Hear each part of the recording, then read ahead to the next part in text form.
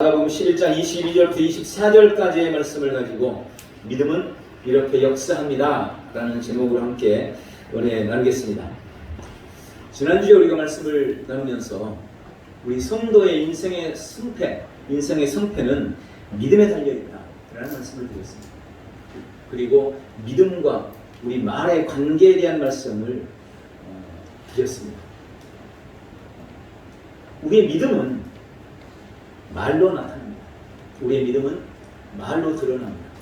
내가 아무리 믿음이 있다고 생각을 해도 내 말이 믿음의 말이 되지 못한다면, 내 말이 여전히 불신의 말, 부정적인 말, 믿음과 관계없는 말을 하고 있다면 그 사람은 믿음이 없는 겁니다. 내 말로 나의 믿음이 나타납니다. 그래서 우리는 늘 우리 입술을 통해서, 우리의 말을 통해서 하나님이 어떤 분이신지를 고백하고 예수 그리스도가 나에게 행하신 놀라운 일들을 선언하고 선포하고 내가 그리스도 예수 안에서 어떻게 변화되었는지를 주 앞에 고백하는 그런 삶을 살아야 합니다. 내 말로 나의 믿음이 드러나기 때문입니다. 또 우리는 이미 하나님과 하나님의 뜻을 알고 있음에 대해서도 말씀을 드렸습니다. 많은 사람들이 여전히 하나님의 뜻을 찾기 위해 고군분투합니다. 이게 하나님의 뜻일까? 저게 하나님의 뜻일까? 뭔가 결정하지 못하고 열심히 기도하면서 하나님의 뜻을 구하고 나중에는 어떤 감각적인 방법으로 하나님의 뜻이 나에게 나타나기를 기대합니다.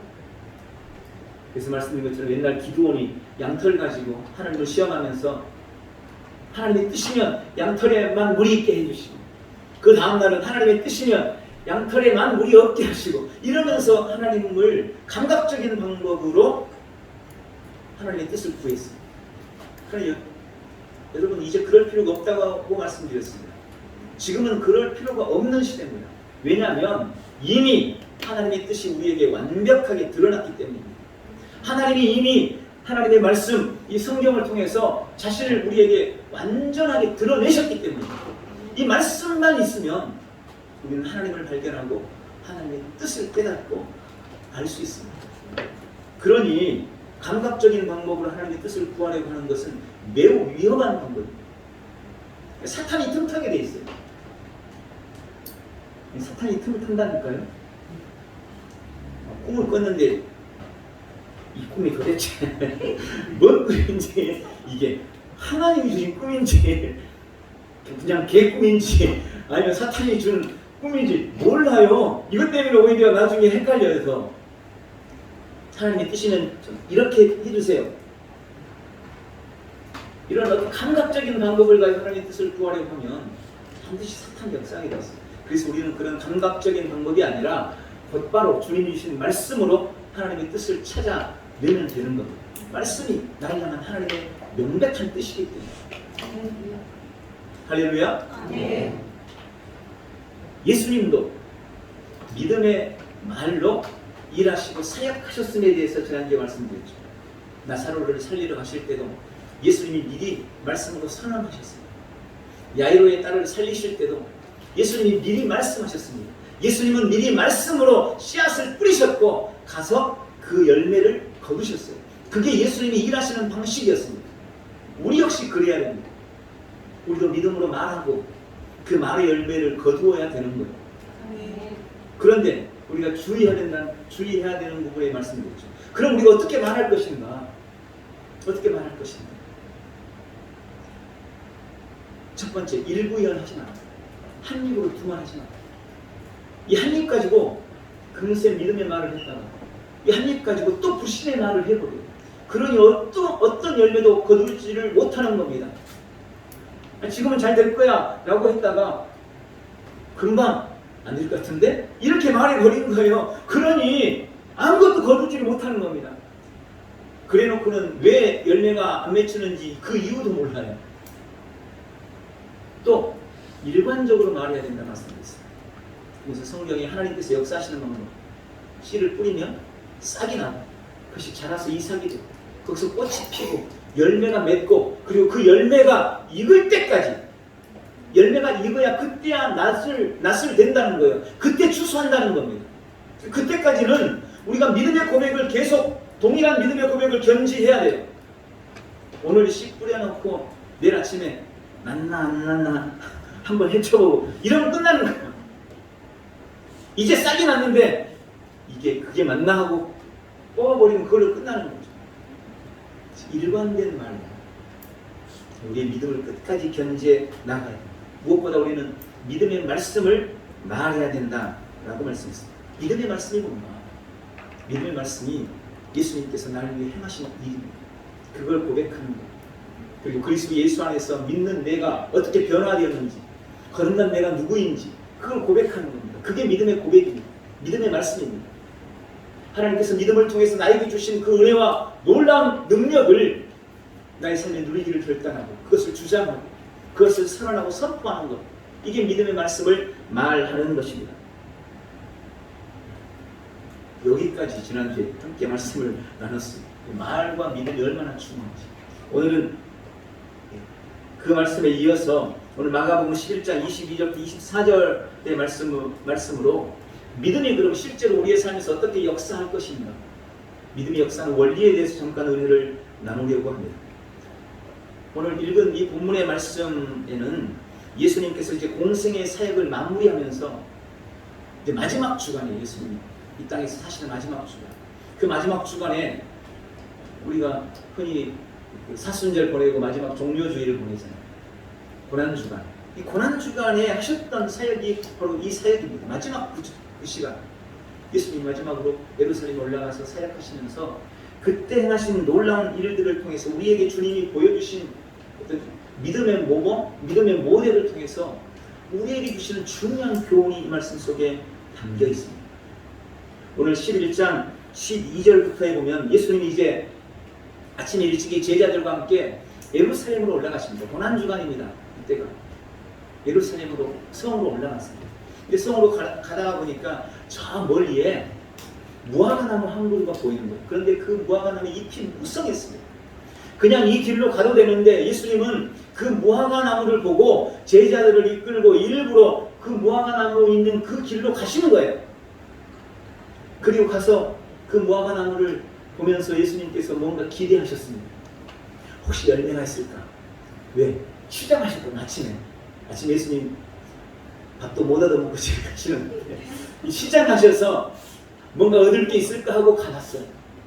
그런데 잎만 무성할 뿐 무화과나무에 열매가 하나도 없는 겁니다. 그런데 재밌는 건 거기에 왜 무화과나무에 열매가 없었는지 그 이유를 성경은 명확하게 말씀하고 계세요. 왜냐하면 때가 아직 아니었기 때문에. 무화과 때가 아니었어요. 때도 아닌데, 아니 가을에 열리는 무화과를 봄에 가서 찾고 있으니 이게 무슨 열매가 있을 턱이 없죠. 뻔히 때가 아닌 것도 주님이 아셨을 텐데 대뜸 예수님이 이상한 일을 하신 거예요. 그 무화과나무를 저주해버렸어요. 때도 안 된 그 무화과나무 열매 없다고 저주하셨습니다. 뭐라고 저주하십니까? 네가 다시는 이제부터 영원토록 사람이 내게서 열매를 따먹지 못할 것이다. 네가 다시는 열매 맺지 못할 거다. 그리고 제자들을 데리고 유유히 성전으로 올라가셨습니다. 그리고 하루 사역을 마치고 이제 돌아오시고 다음날 아침이 됐습니다. 다음날 아침에 다시 예수님이 제자들을 데리고 또 그 길로 간 거예요. 어제 무화과나무 저주한 그 길로 가다 봤더니 어제 아침에 예수님이 저주해버린 그 무화과나무가 바짝 말라 있었습니다. 성경에 보니까 뿌리째 말라 있었다. 여러분, 나무가 하루아침에 그렇게 쉽게 마르지 않아요. 그것도 뿌리가 심겨져 있던 나무가. 근데 다음날 하루 만에 가보니까 물이 바짝 말라가지고 잎사귀도 다 말라 나무가 완전히 죽어있는 겁니다. 그것을 보면서 베드로가 이야기했습니다. 예수님, 어제 예수님께서 저주하시는 무화과나무가 말랐습니다. 이렇게 얘기했어요, 베드로. 그때 예수님께서 그 말을 듣고 기다렸다는 듯이 예수님이 하신 말씀이 바로 22절부터 24절의 말씀입니다. 예수께서 그들에게 대답하여 이르시되 하나님을 믿어라. 내가 진실로 너희에게 이르노니 누구든지 이 산더러 들리어 바다에 던져지라 하며 그 말하는 것이 이루어질 줄 믿고 마음에 의심하지 아니하면 그 말하는 것이 그대로 되리라. 그러므로 내가 너희에게 말하노니 무엇이든지 기도하고 구하는 것은 받은 줄로 믿으라. 그리하면 너희에게 그대로 되리라. 예수님 이 말씀을 하시니 저는 이 사건, 이 말씀을 묵상하면서 믿는 우리가 어떻게 이 땅에서 예수님처럼 기능하며 살 건지. 사실 지금 예수님은 애꿎은 무화과 나무를 죽이면서 제자들에게 믿음에 대해서 말씀하고자 하셨던 겁니다. 어떻게 믿음이 역사하는지, 너희가 이 땅에서 믿음으로 산다는 것이 어떤 의미인지.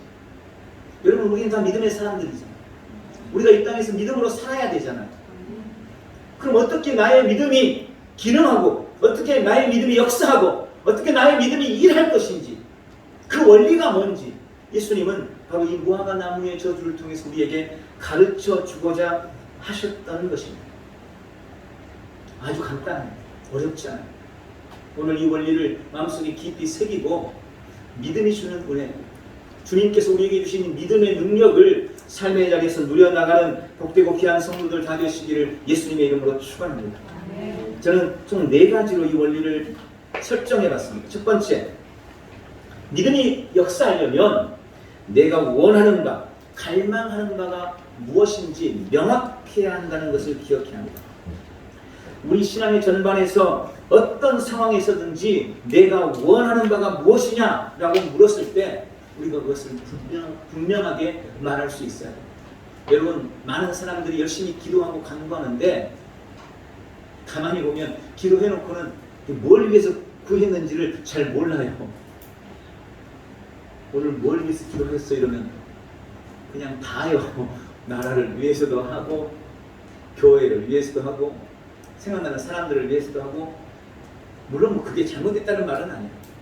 그러나 적어도 어떤 분야에 대해서 네가 기도하고 어떤 타켓을 가지고 구했다면 내가 무엇을 원하는지 그 부분에 대해서 명확한 답을, 질문을 내가 가지고 있어야 한다는 것입니다. 내가 뭘 원하는지. 솔로몬에게 주님이 내가 네 기도를 들었다, 네 예배를 받았다, 나에게 뭘 원하느냐 라고 물으셨을 때 잠깐만요 주님, 내가 뭘 원했다 이랬으면 아마 솔로몬이 그렇게 됐겠어요? 솔로몬은 명확하게 알았어요. 주님, 저는 어린아이와 같아서 이 많은 주의 백성들을 다스릴 능력이 없습니다. 저에게 지혜롭고 다스리는 마음, 총명한 마음을 주십시오. 솔로몬은 자신이 원하는 바를 명확하게 알고 있었어요. 그걸 구했을 때 주님이 그에게 지혜를 주셨을 뿐만 아니라 구하지 아니한 다른 의미까지 허락하셨던 것을 우리는 성경을 통해 발견하게 됩니다. 히브리서 11장 1절은 믿음은 바라는 것들의 실상이다. 원하는 것의 실제가 믿음이에요. 그런데 내가 뭘 원하는지조차 모르고 있다면 그럼 믿음이 없는 거죠. 믿음이 역사할 수 없는 거죠. 여러분은 뭘 원하고 싶습니까? 오늘 본문에 그렇게 말하죠. 이 산을 들어 바다에 던져지라니. 이 산을 들어 바다에 던져지라니. 그러니까 내가 옮기고 싶은 산, 내가 무너뜨리기를 원하는 산, 그 산이 도대체 뭡니까? 그걸 명확하게 해야 됩니다. 가장 좋은 방법은 써보는 거예요. 그래서 기도 제목을 함께 나누고 써보는 건 매우 중요합니다. 우리 1대전 중보기도 하잖아요. 기도 제목을 받을 때 제가 보면 이렇게 사람들마다 특징이 있어요. 너무 추상적으로 쓰지 마세요. 너무 추상적으로 쓰지 마세요. 구체적으로 쓰세요. 원하는 거, 진짜 원하는 거. 진짜 원하는 거. 어느 분야라면 그 분야의 정확한 바램, 갈망을 기록하는 게 중요합니다. 그렇게 내가 원하는 것이 무엇인지를 정확하게 해야 된다는 거예요. 내가 무너뜨리기를 원하는 그 산, 내가 옮기기를 원하는 그 산이 무엇인지. 여러분이 원하고 갈망하는 바를 지금 말로 설명할 수 있겠습니까? 글로 옮길 수 있겠습니까? 믿음이 역사하기를 기대한다면 내가 원하는 바가 분명해야 합니다. 두 번째는 그것을 생각만 하지 말고 반드시 말해야 합니다. 반드시 말하십시오. 창세기 1장에 태초에 하나님이 천지를 창조하시니라. 땅이 혼돈하고 공허함이 흑암이 깊음 위에 있고 하나님의 영은 수면에 운행하십니다. 여러분, 혼돈과 공허와 흑암이 가득한 세상에 하나님께서 말씀하셨습니다. 3절에 하나님이 이르시되 빛이 있으라 하시니 빛이 있었다. 여러분, 하나님이 말씀하십니다. 하나님은 말하심으로 사역하셨습니다. 그냥 전능하신 하나님이 생각만 가지고 상상만 가지고 뭔가 하실 수 있을 것 같은데 하나님의 일하시는 방법 역시 말씀하신 것입니다. 주님이 이르셨습니다. 말하심으로 주님도 사역하신 겁니다. 우리도 말해야 역사가 나타난다는 것을 기억해야 합니다. 우리의 실존이 바뀌고 내가 아무리 변화되었어도 그냥 그렇게 알고 있는 것하고 내가 바뀐 나에 대해서 고백하고 입으로 선언하고 선포하는 것은 완전히 다른 양상을 가져온다는 것을 아셔야 됩니다. 우리가 이렇게 변화됐어요. 영생도 가지고 있고 구원도 가지고 있고 의인이 됐고 질병에서 자유함과 치유를 받았고 부양함과 번영과 번성이 나의 것이고 내가 그 모든 것들을 다 소유하고 있고 나의 실존이 완전히 새로운 피조물로 거듭나 있다고 하더라도 그 나에 대해서 내가 입술로 나는 의인입니다. 나는 새로운 피조물입니다. 고백하는 것과 그렇지 않는 것은 완전히 다르다는 것을 우리가 깨달아야 된다는 겁니다. 주님이 주신 신성한 생명에 대해서 내가 내 입술로 나는 신성한 생명을 소유했습니다. 나에게는 주의 생명, 하나님의 생명이 흐르고 있습니다. 나는 이 생명으로 말미암아 영생을 누리고 있다 라고 고백하는 것과 그냥 난 생명을 얻었지 알고 고개만 끄덕거리고 있는 것은 다르다는 거예요. 나는 하나님의 의인입니다. 거듭난 나는 의의 본성을 가지고 태어난 의인입니다. 그런데 그럼에도 불구하고 여전히 우리 안에 정죄감이 끊임없이 생깁니다. 우리 안에 자신감이 떨어질 수 있어요. 그럴 때 있습니다. 그럼 그때는 어떻게 해야 될까요? 말해야 됩니다. 말해야 돼요. 내가 누군지 말해야 돼요. 아니야, 나는 의인이야. 주님, 나는 의인입니다. 나는 그리스도 예수 안에서 의인으로 거듭났습니다. 나는 의의 본성을 가졌습니다. 나는 더 이상 죄와 상관이 없습니다. 나는 이제 은혜 안에 있지 법 안에 있지 않습니다. 나는 법 안에 있지 않으므로 결코 그 무엇도 나의 어떤 실수나 잘못도 나를 죄인으로 만들 수 없습니다. 나는 의인이기 때문에 하나님의 임재 앞에 강하고 담대합니다. 사탄 마귀나 어떤 사람 앞에서도 나는 두려워하지 않습니다. 내 인생에 찾아오는 어떤 시련이나 문제 앞에서도 나는 조금도 두려워하지 않고 어떤 인생의 문제 앞에서도 늘 당당합니다. 나는 의인입니다. 내가 이렇게 입술로 고백하고 선언하고 말할 때 그 말에 능력이 부여되고 그 말이 세력을 얻고 실제로 그런 삶을 누릴 수 있는 능력이 내 안에 부여된다는 것을 기억하셔야 됩니다. 여러분, 말할 때 그 말에 힘이 생기는 거예요.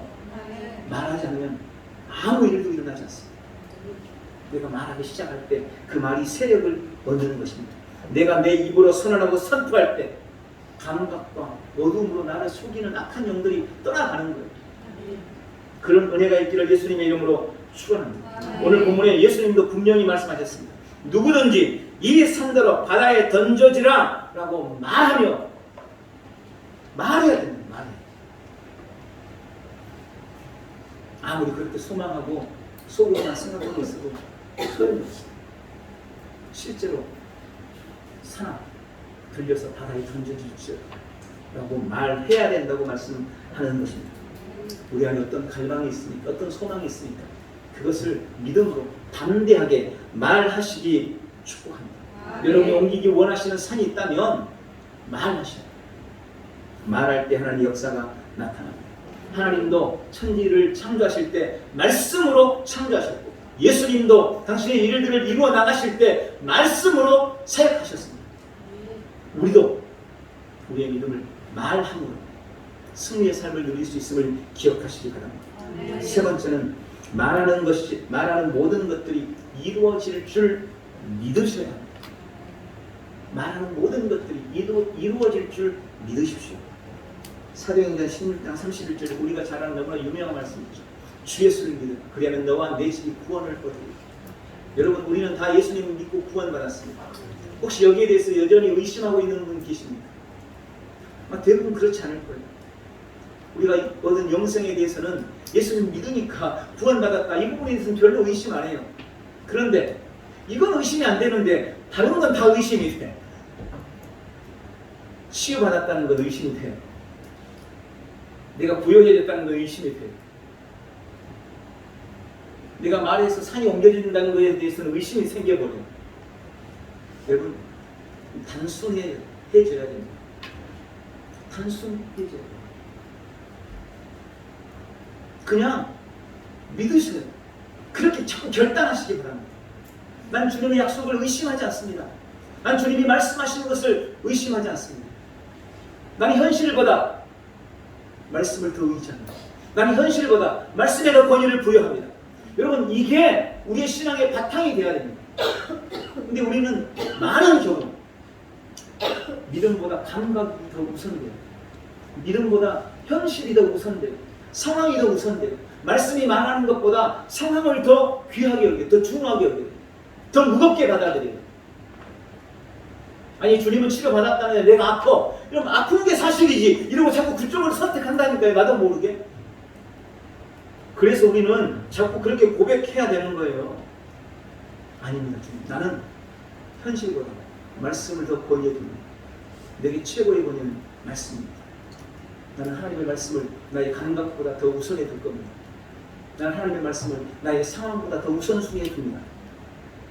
늘 그걸 입술로 끊임없이 고백해 나가야 하는 것입니다.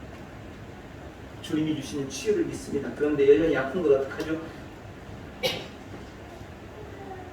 자꾸 2절을 붙여요. 2절을. 1절은 믿습니다. 근데 2절은 안 됩니다. 이런 식으로 2절을 붙여요. 어떤 경우에는 그게 습관 같아요. 그럼 말을 내려놓으세요.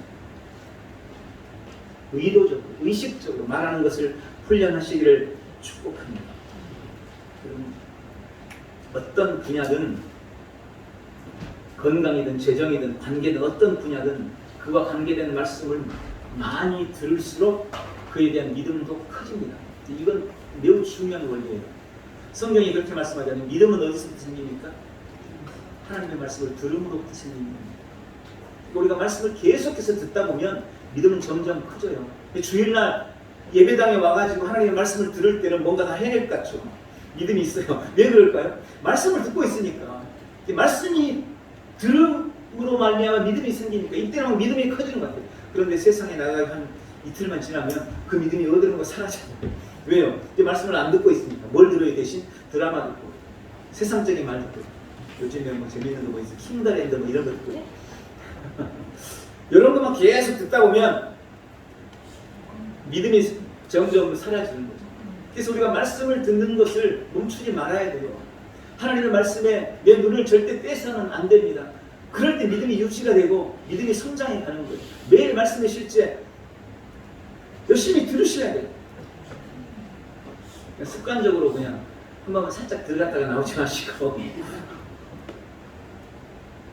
1.2배속으로 1.25배속으로 하니까 듣기가 참 좋더라고요. 그럼 그 정도 해서 들으세요.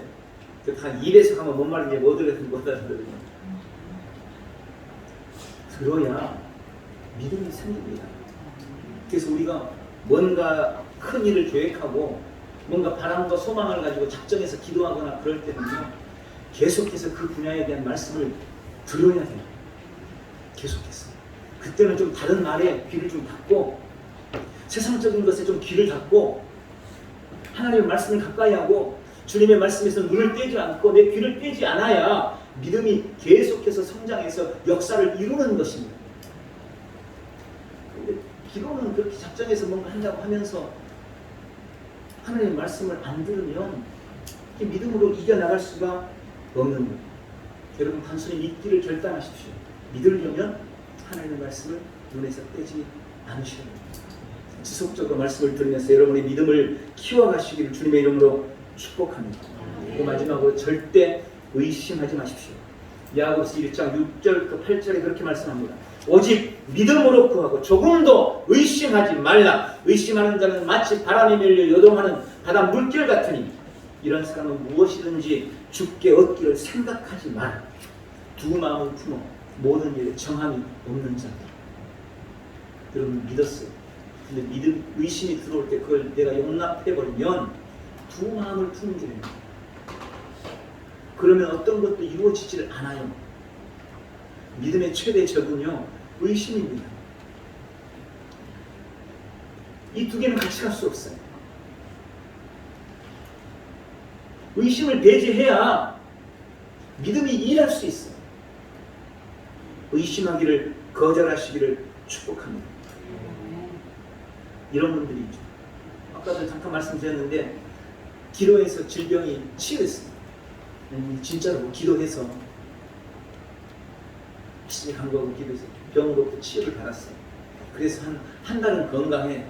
그런데 한 달쯤 지나고 나니까 이제 또 아픈 것 같아. 또 아파. 뭔가 증상이 생기는 것 같아. 그럼 어떤 생각이 들어요? 치유 받았는데 다 고쳐진 줄 알았는데 아직 아닌가 보네. 이렇게 있다는 생각이 들어요. 그리고 그게 더 심해지면 어떤 생각이 들어요? 아휴, 어쩐지 기도해서 치유받는 게 이런 생각이 듣고 그런 말이 나도 모르게 나와버려요. 여러분 정말 주의하셔야 됩니다. 제가 자꾸 이런 말을 하면 그럼 목사님 어떡하라고요? 진짜 증상이 오는데 진짜 아픈데 진짜 통증이 느껴지는데 뭐 그걸 통증이 오는데 아니라고 막 거짓말 해놓고 지금 저한테 강요하시는 거냐고 이렇게 생각을 할 수도 있겠죠. 여러분 이 부분에 대한 지식이 필요합니다. 일단 이걸 기억하세요. 한번 따라하십시오. 나와 질병은 하나가 아닙니다. 여러분 나와 질병은 하나가 아닙니다.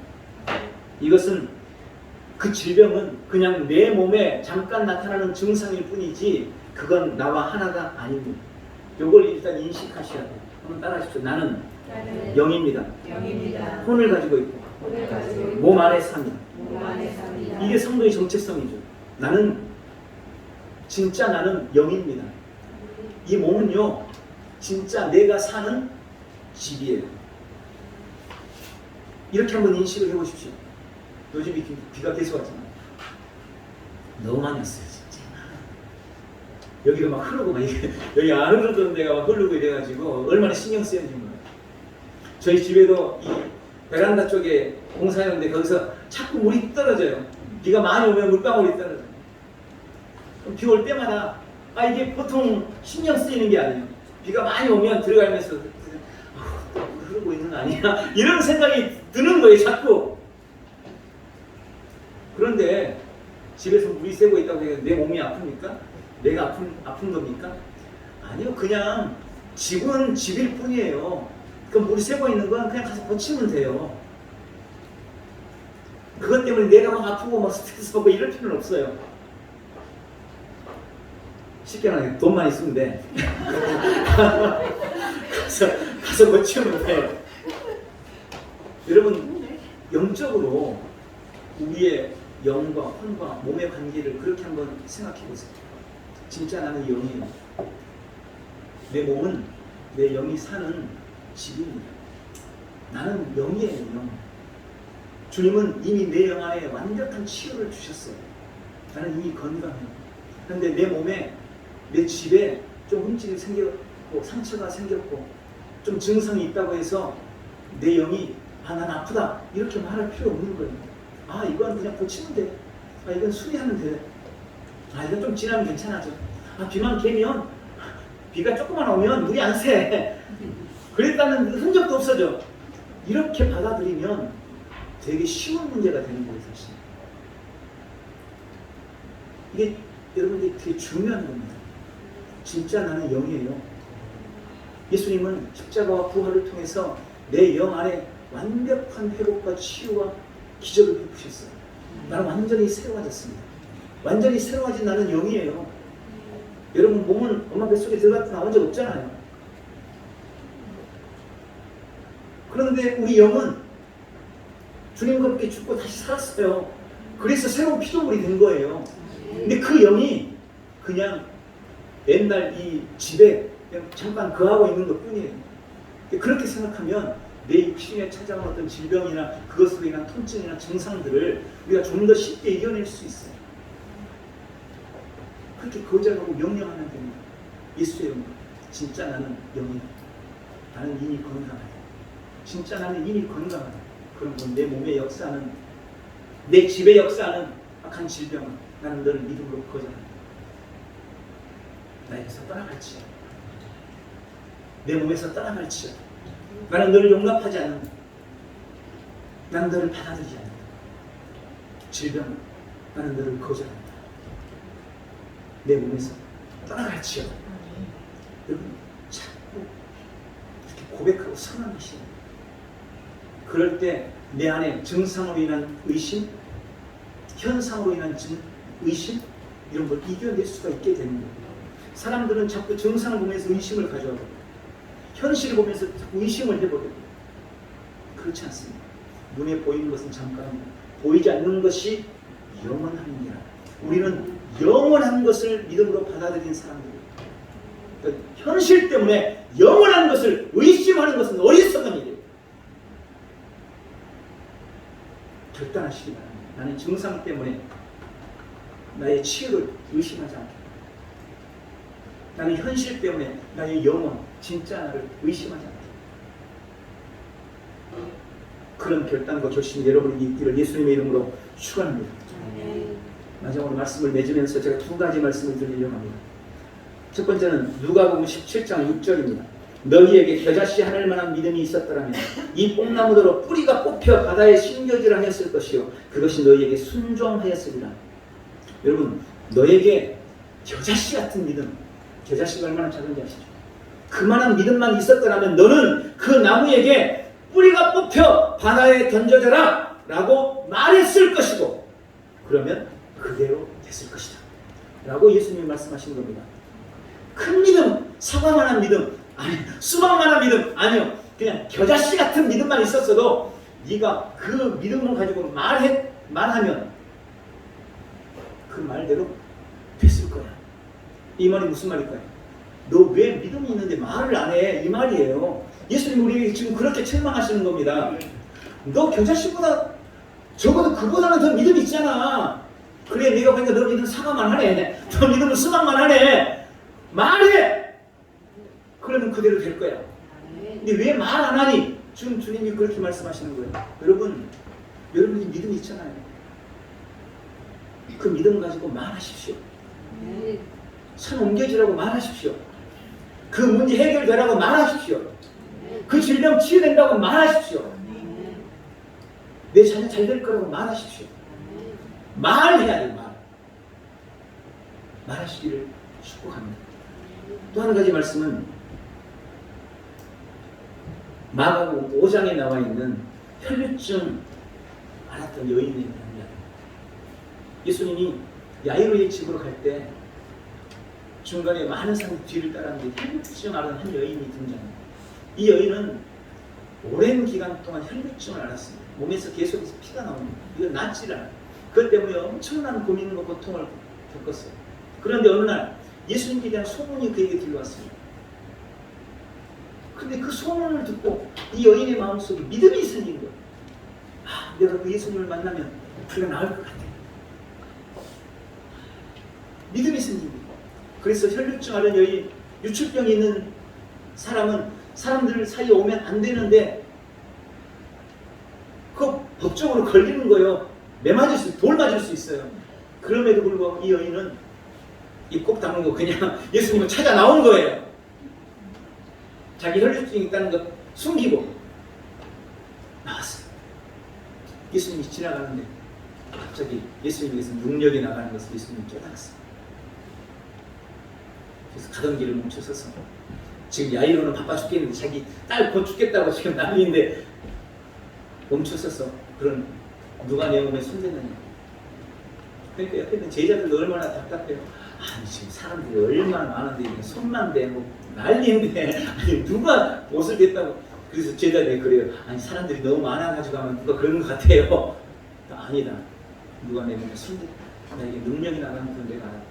그랬더니 이 여인이 그 예수님의 말을 듣고 그 앞에 무릎을 꿇습니다. 주님 제가 그랬습니다. 그리고 제가 예수님을 만졌는데 제가 치유됐습니다. 이야기를 한 거예요. 근데 이 이야기 속에 아주 중요한 말씀이 기록되어 있습니다. 5장 28절에 이는 내가 그의 옷에만 손을 대어도 구원을 받으리라 생각하니라. 이게 개역개정, 우리가 그냥 가지고 있는 성경에 이렇게 번역됐어요. 근데 이 말이 되게 아쉬운 거예요. 이 말씀의 정확한 번역을 제가 지금 말씀드립니다. 이는 그녀가 이르기를 내가 그분의 옷에만 손을 대도 온전하게 되리라 라고 말하였기 때문이다. 이 여인은요, 예수님께 오면서 그렇게 말한 거예요. 나는 그분의 옷에만 손을 대도 내가 나을 거야. 말했다는 겁니다. 여기 말했다, 이 영어로 said라고 되어 있는데 이 말은 원어에 보면 그렇게 되어 있어요. 지속적으로 반복해서 말했다. 지속적으로 반복해서 말했다. 이 말이 무슨 말일까요? 이 여인은 예수님을 만나러 지금 가고 있는 예수님을, 수많은 사람들이 지금 예수님을 따르고 있는데 이 여인이 점점 예수님께로 다가가면서 계속 말하는 거예요. 내가 그분의 옷에만 손대면 난 나아. 말했다는 거예요. 계속. 내가 그분의 옷에만 손대면 난 나을 거야. 내가 그분의 옷에만 손대면 난 나아. 이걸 계속해서 말하면서 예수님께로 다가갔고 그 말대로 그 말을 가지고 예수님의 옷자락에 손을 댔다는 겁니다. 그랬더니 그때 예수님 몸에서 능력이 나가요. 그래서 그녀가 치유받았습니다. 그녀는 소문으로 예수님에 대해서 듣고 믿었습니다. 마음으로 믿은 거죠. 그리고 어떻게 했습니까? 입으로 시인했습니다. 뭐라고요? 내가 그분의 옷에 손만 대도 내 병은 나을 거야. 입으로 시인했습니다. 그리고 그대로 행했습니다. 믿음의 행동을 보인 거죠. 예수님의 옷을 실제로 만졌습니다. 그랬더니 치유됐습니다. 이게 믿음이 역사하는 방법입니다. 이게 한마디로 말하면 믿음이 역사하는 원리입니다. 마음으로 굳게 믿으십시오. 그리고 그 믿음 말을 입으로 반드시 말하십시오. 그리고 믿음대로 행하십시오. 오늘 이 놀라운 원리를 깊이 깨닫고 여러분의 삶에 대한 믿음이 주는 놀라운 은혜와 능력을 누려나가는 복되고 귀한 성도들이 되시기를 축복합니다. 우리 삶에 어려움이 찾아올 수 있습니다.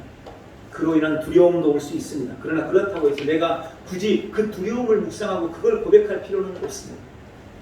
요즘 우리 성전 이전하느라고 지난주에 철거하느라고 진짜 많이 힘들었어요.